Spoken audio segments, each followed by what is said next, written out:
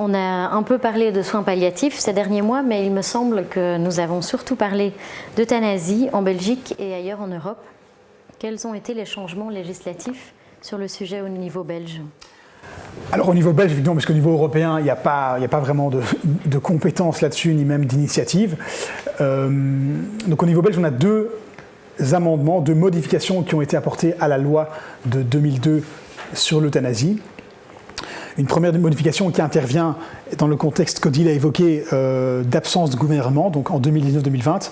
C'est une loi qui a été votée en mars 2020 et qui introduit 3 changements en matière d'euthanasie. Donc une obligation de renvoi dans le cadre des médecins qui refuseraient de pratiquer l'euthanasie, donc qui doivent renvoyer vers un centre ou une association spécialisée dans le droit à l'euthanasie.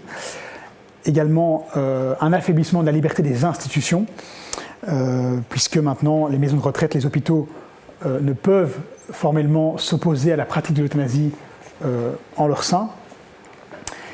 Et puis on a également une déclaration anti-euthanasie qui maintenant est à durée indéterminée et plus à une durée de 5 ans comme auparavant.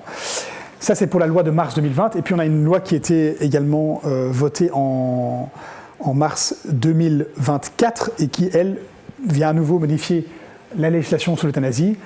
D'une part, par rapport à la question du contrôle, donc il y a des petits changements sur le fonctionnement de la commission de contrôle donc qui vient vérifier la validité des euthanasies a posteriori. Mais voilà, un changement qui reste largement insuffisant de notre point de vue. Et puis le deuxième changement introduit par cette loi de 2024, c'est un affaiblissement des sanctions, un allègement des sanctions pénales en matière de non-respect de la loi sur l'euthanasie. Donc quand un médecin viole les conditions légales pour pratiquer l'euthanasie, désormais, on a un régime de sanctions graduelles, mais qui supprime toute sanction dans certains cas, notamment dans le cas où le médecin n'informe pas le patient sur les soins palliatifs ou d'autres questions. Donc on voit que là, il y a aussi une problématique majeure du point de vue du contrôle, du point de vue du respect du cadre légal en matière d'euthanasie. Ça, c'est les 2 lois qui ont été adoptées. Et alors, il y avait évidemment des propositions de loi qui avaient été déposées, mais qui maintenant sont caduques. Mais on en reparlera puisqu'elles vont certainement être redéposées par les parties en question. Donc, c'était essentiellement sur les conditions de fond d'accès à l'euthanasie. D'une part, par rapport à l'élargissement de l'euthanasie pour les personnes atteintes de démence, sur la base d'une déclaration anticipée. Et d'autre part, l'accès à l'euthanasie pour les personnes qui ne sont pas malades, mais qui sont simplement fatiguées de vivre. Et là, on en reparlera, mais donc si on parle de fatigue de vivre, on bascule plutôt vers un suicide assisté sans raison médicale. Voilà. Est-ce que ces propositions vous semblent pertinentes pour les années à venir ?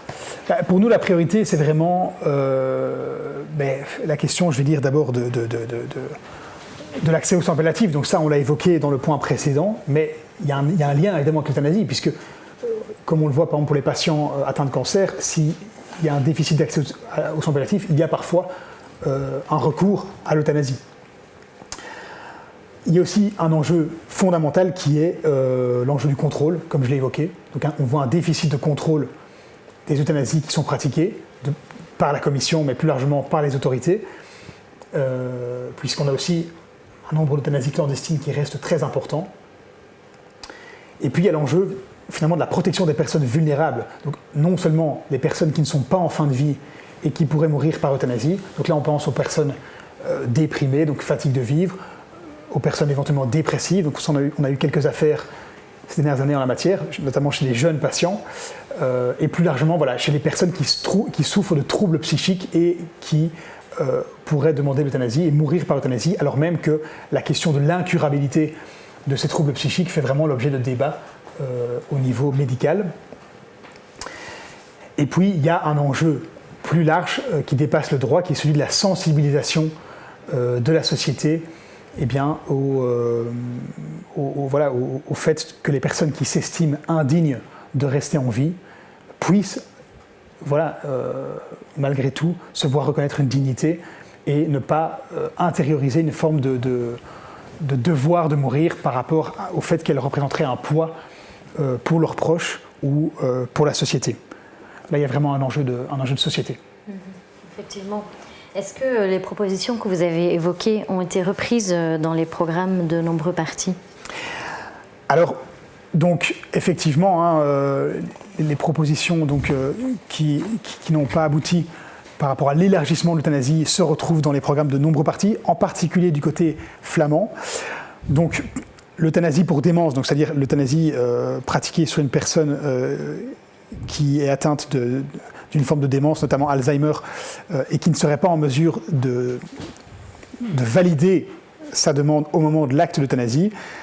Mais donc l'euthanasie serait pratiquée via une déclaration anticipée. Là, on a Groen, l'Open VLD, Vooruit et même le CD&V qui est favorable à une telle extension. La NVA explicitement refuse une telle extension. Et puis alors, du côté essentiellement francophone, on a un silence sur la question. Donc là, il faudra voir effectivement, est-ce qu'on trouve une majorité au niveau fédéral pour cette extension ou est-ce que l'opposition sera plus importante. Et l'autre extension envisagée qui est, comme je le disais, nous fait plutôt basculer vers un système de suicide à la demande, si je puis dire, donc l'euthanasie pour fatigue de vivre, sans motif médical. Là, on a Groen, l'Open VLD et Vooruit qui y sont favorables. À l'inverse, CD&V et NVA formellement se disent contre cette extension. Et à nouveau, du côté francophone, une absence de réponse sur cette proposition dans les programmes des différents partis francophones. Donc, affaire à suivre également sur ce plan-là. Alors, mentionnons rapidement d'autres propositions plus minoritaires sur l'euthanasie.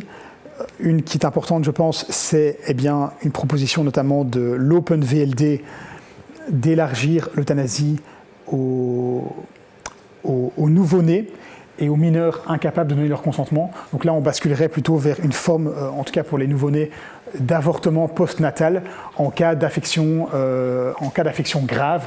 Donc c'est l'idée qui est déjà pratiquée aux Pays-Bas de ce qu'on appelle le protocole de Groningen et donc que l'Open VLD soutient. Donc, on va dire, si la personne avait avorté connaissant la pathologie dont souffre son nouveau-né, elle aurait la possibilité d'euthanasier son nouveau-né à la naissance, voire plus tard durant son enfance, en raison de cette maladie grave. On a aussi une volonté de restreindre la liberté de conscience chez certains partis,